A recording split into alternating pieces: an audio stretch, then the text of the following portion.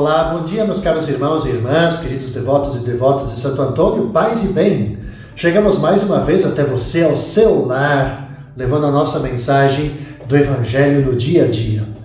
Nós estamos fazendo o percurso da 7ª semana da Páscoa, portanto, a última semana.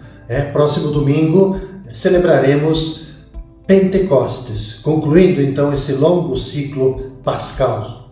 Hoje, quinta-feira, meus caros irmãos e irmãs, dia 16 de maio, nós vamos rezar, vamos meditar nos nossos corações com o Evangelho de João, capítulo 17, versículos de 20 até 26.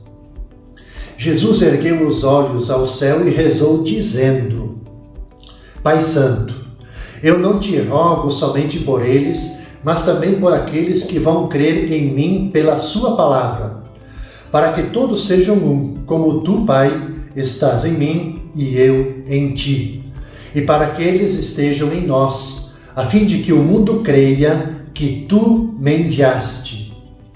Eu dei-lhes a glória que tu me deste, para que eles sejam um, como nós somos um, eu neles e tu em mim, para que assim eles cheguem à unidade perfeita e o mundo reconheça que tu me enviaste e os amaste como me amaste a mim. Pai, aqueles que me deste, quero que estejam comigo onde eu estiver, para que eles contemplem a minha glória, glória que tu me deste, porque me amaste antes da fundação do universo. Pai justo, o mundo não te conheceu, mas eu te conheci, e estes também conheceram que tu me enviaste. Eu lhes fiz conhecer o teu nome e o tornarei conhecido ainda mais, para que o amor com que me amaste esteja neles e eu mesmo esteja neles. Meus caros irmãos e irmãs, a gente está aqui na terceira parte daquilo que nós chamamos da oração sacerdotal de Jesus. Eu gosto de chamar essa oração sacerdotal como testamento de Jesus. Veja que Jesus ele faz aqui referência a todos aqueles que ao longo dos tempos, ao longo dos séculos, haverão de acreditar nele pela palavra dos discípulos, pelo testemunho. Depois ele pede por todos os crentes. Pede especialmente para eles uma união e unidade semelhantes às que existem entre o Pai e o Filho. Ou melhor ainda, que participem nessa união e nessa unidade. Ou seja, esse testamento de Jesus é um chamado à unidade, à união. O pedido ele recai sobre a unidade dos seus seguidores, para que todos sejam um como tu, Pai, estás em mim e eu em ti. Essa união entre Jesus e o Pai é um dos ensinamentos e testemunhos que os discípulos, no caso nós, eu, você, nós deveremos oferecer ao mundo. A unidade é um sinal para que o mundo creia em Jesus como o enviado de Deus. Ora, quando a gente olha ao nosso redor, a gente percebe que isso é um longo caminho ainda a ser percorrido. Necessitamos muito de buscar essa unidade, essa união, o entendimento. Veja, isso nos leva à fraternidade. E essa fraternidade é um testemunho seguro e também autorizado da verdade da nossa fé cristã. O cristianismo ele ganha credibilidade, cresce em credibilidade quando nós nos empenhamos em viver no mundo como irmãos e irmãs que se aceitam uns aos outros como são, para buscar, para atender à unidade. Quando não se deixam levar por rivalidades, mas que buscam se ajudar, se apoiam, são benevolentes uns com os outros. Enfim, deverão ter tudo isso bem presente na vida espiritual, na missão, da pastoral, para sermos capazes de colaborarmos de uma forma eficaz na construção de uma nova civilização, aquilo que a gente gosta de dizer assim, a civilização do amor, que será aqui na Terra um reflexo da comunidade trinitária, conforme a oração de Jesus, para que todos sejam um como tu, Pai, estás em mim e eu em ti, e para que eles estejam em nós, a fim de que o mundo creia que tu me enviaste.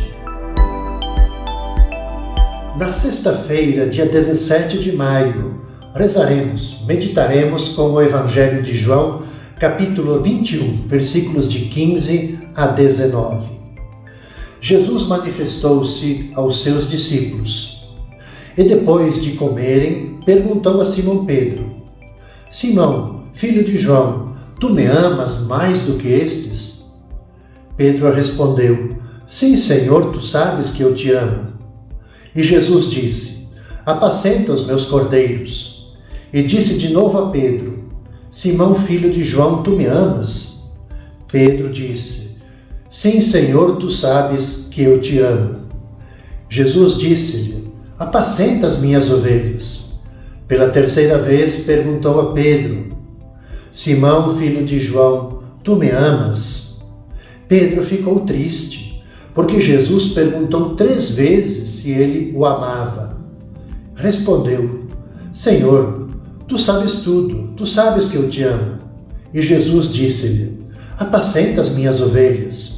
Em verdade te digo, quando eras jovem, tu te cingias e ias para onde querias.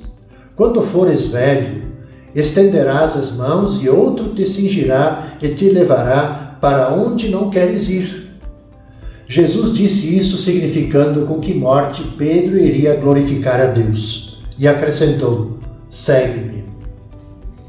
Veja, meus caros irmãos e irmãs, Simão Pedro, ele é o centro da atenção do evangelista João nesse trecho do Evangelho da Sexta. O pescador da Galileia, ele é chamado agora a ser pastor, a dar testemunho de Cristo pelo martírio, como está bem no finalzinho do Evangelho da Sexta-feira. Jesus exige a Pedro uma confissão de fé, confissão de amor, antes de confiar para ele o cuidado pastoral da igreja, da comunidade primitiva. Veja que essa condição, essa confissão de fé, isso é uma condição indispensável para o exercício de uma função de guia espiritual. Como que alguém vai ser um guia espiritual se ele não dá esse testemunho, não confessa sua fé e seu amor a Deus, à igreja, ao Evangelho? Não há reconhecimento de autoridade, de pastor. Jesus pede 3 vezes essa confissão a Pedro. Eu fico aqui imaginando como deve ter sido difícil para Pedro ser perguntado 3 vezes. Dá aquele sentimento: será que Jesus está acreditando em mim? Será que ele tem alguma desconfiança? Então a insistência de Jesus no amor compreende-se na relação de filial intimidade que Pedro tinha com ele. Eram muito próximos. No serviço pastoral, a relação de confiança e de comunhão com o Senhor, ele precede a exigência das próprias qualidades humanas. Jesus conhece intimamente Pedro, mas exige dele uma confissão explícita de fé e de amor. E então, sim, confia para ele o serviço pastoral da igreja. Veja que essa reflexão, esse evangelho nos leva a gente pensar nessa dinâmica do amor. Porque amar implica não só dizer amar, que ama, mas demonstrar com atos concretos que ama realmente. Talvez era isso que faltasse a Pedro e Jesus estivesse provocando ele. Então, o amor ensinado e praticado por Cristo pede a entrega da própria vida. Ele amou o próximo e os inimigos com amor total. O último ato de amor praticado por Jesus é incomparável. Morreu na cruz em favor de cada um de nós, de toda a humanidade. Essa é a disposição que Cristo está esperando de Pedro e de todos nós hoje. Pedro, o líder da comunidade apostólica, ele dá então a Jesus a sua adesão a sua confissão sincera. Tu sabes que eu sou teu amigo. E então tem condições de conduzir o rebanho de Cristo. Jesus vai dizer para ele, então, alimente, cuide, apacente as minhas ovelhas. Esse é a missão confiada a todos nós também, de nós professarmos a fé, darmos o testemunho, amarmos, é a nossa missão, amarmos a igreja e sermos capazes de conduzirmos, de cuidarmos das pessoas. E por fim, caros irmãos e irmãs, chegamos no sábado, dia 18 de maio. Vamos rezar, vamos meditar com o Evangelho de João, capítulo 21, versículos de 20 a 25. Antes de ler o Evangelho, quero recordar que esse texto é do Evangelho do dia, não é da vigília de Pentecostes ou Evangelho de Pentecostes, é a liturgia do sábado, que nos narra o seguinte: Pedro virou-se e viu atrás de si aquele outro discípulo que Jesus amava, o mesmo que se reclinara sobre o peito de Jesus durante a ceia e lhe perguntara: Senhor, quem é que vai te entregar? Quando Pedro viu aquele discípulo, perguntou a Jesus: Senhor, o que vai ser deste? Jesus respondeu: Se eu quero que ele permaneça até que eu venha, que te importa isso? Tu, segue-me. E então correu entre os discípulos a notícia de que aquele discípulo não morreria. Jesus não disse que ele não morreria, mas apenas: se eu quero que ele permaneça até que eu venha, que te importa? Este é o discípulo que dá testemunho dessas coisas e que as escreveu. E sabemos que seu testemunho é verdadeiro. Jesus fez ainda muitas outras coisas, mas se fossem escritas todas, penso que não caberiam no mundo os livros que deveriam ser escritos.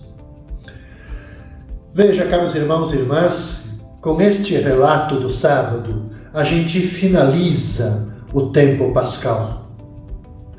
Eu aqui quero fazer como que uma retrospectiva de toda essa nossa caminhada. Acho que é importante isso.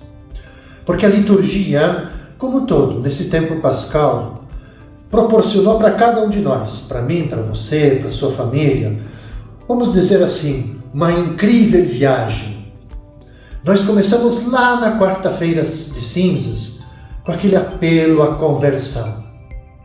Nós podemos refletir sobre o nosso compromisso com a fé que nós professamos. Também sobre nossas fraquezas, nossos enganos, os descaminhos nossos, mas também tivemos oportunidade para a gente refletir muito sobre nossas forças, sobre as nossas esperanças, sobre a fé da gente. Amanhã, no domingo, vamos comemorar a vinda do Espírito Santo, dom maior que nos foi dado pelo amor de Cristo por nós.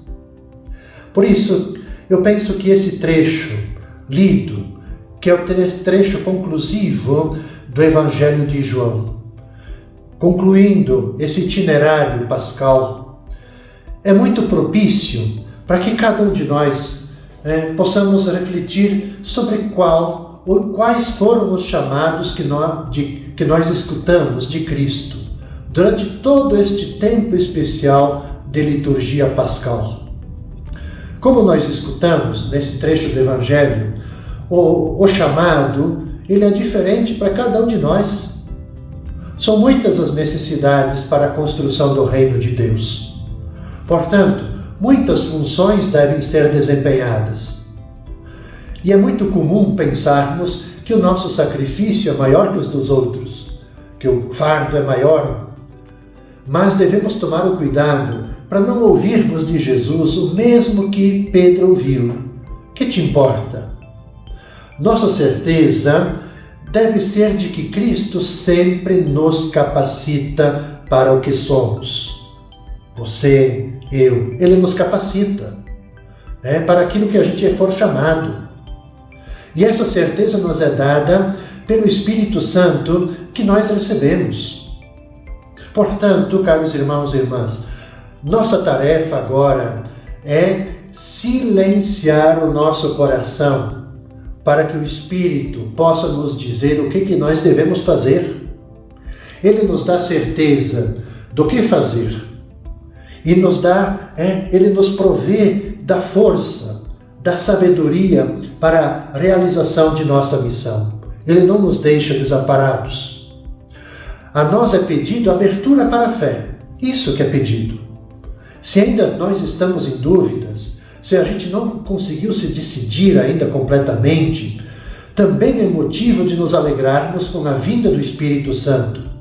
Pois como nos diz São Paulo, lá na carta aos Romanos, leiam lá no capítulo 8, versículo 26, também o Espírito vem em socorro da nossa fraqueza. O Espírito não age só na nossa fortaleza. Pelo contrário, ele age muito nas nossas fragilidades. Pois nós não sabemos o que pedir, diz a carta aos Romanos, nem como pedir. É o próprio Espírito que intercede em nosso favor com gemidos inefáveis. Caros irmãos e irmãs, com essa meditação, eu concluo então o itinerário desta 7ª semana da Páscoa, o itinerário então desse nosso tempo pascal, finalizando. Eu convido a cada um de vocês a participar da solenidade de Pentecostes neste final de semana, para a gente vibrar com o Espírito que se faz presente em cada um de nós e na vida da Igreja. Nós vamos nos encontrar novamente na segunda-feira, neste mesmo horário. Eu desejo a cada um de vocês toda a paz, todo o bem, com a intercessão de Santo Antônio.